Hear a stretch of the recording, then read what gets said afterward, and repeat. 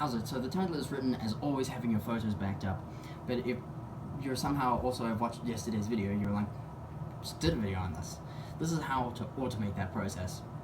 Should have merged them into one, but you know, I figured I'd segment them out in case you already have automations, or your own, or if you prefer to do it manually or something like that. Either way, this is going to show you how to just forget that process. So, or the process of just having to click the shortcut, which isn't really much of a hassle. The reason I did it in the first place is because it's simply one button, but this is bringing that into the automation segment of the application.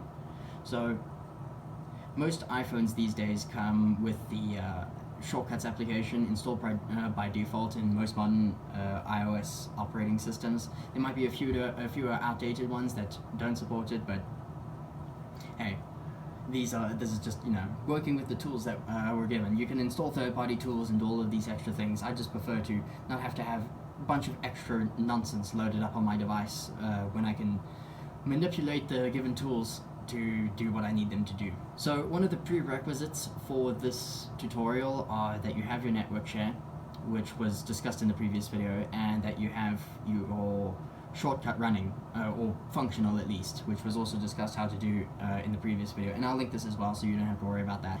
So once you have those two things, all it is automating that process. So you click on once you're in the shortcuts application, you click on the little automation tab there in the bottom right hand corner, in the bottom row at least, in the center.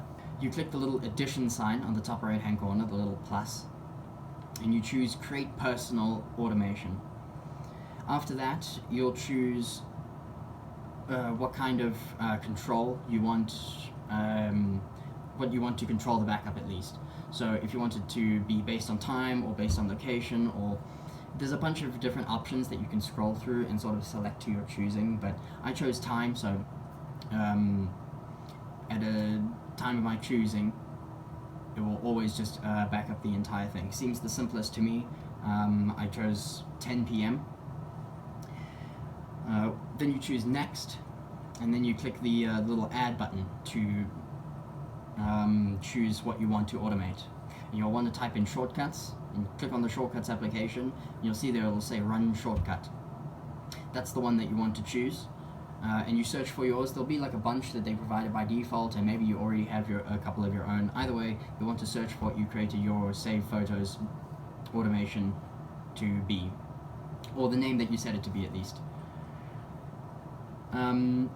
Once you find it, you select it, and then you toggle off, and it should move on, and then you toggle off for ask before running. So it'll just do it without your permission, essentially, but you gave it permission to act in the first place. So it's like you give your electrical company permission to draw cash out of your account or whatever, or the bank to do it on behalf of your electrical provider. It's sketch, but you gave it them permission in the first place, so what are you going to do? So you want to make sure that ask before running is toggled off, and that toggle notify when run is on. That way you get a notification when it's performed, and you'll also get a notification if it failed, which is very important. So if something went wrong with your share or what have you, you'll know if things didn't go right, and you'll know that your photos aren't up to date, which is very nice. And that's it, you're done.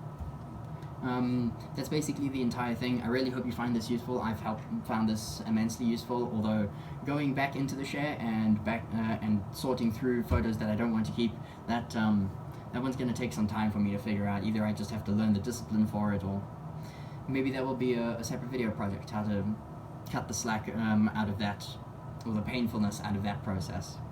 So, like I said, hopefully you found this useful.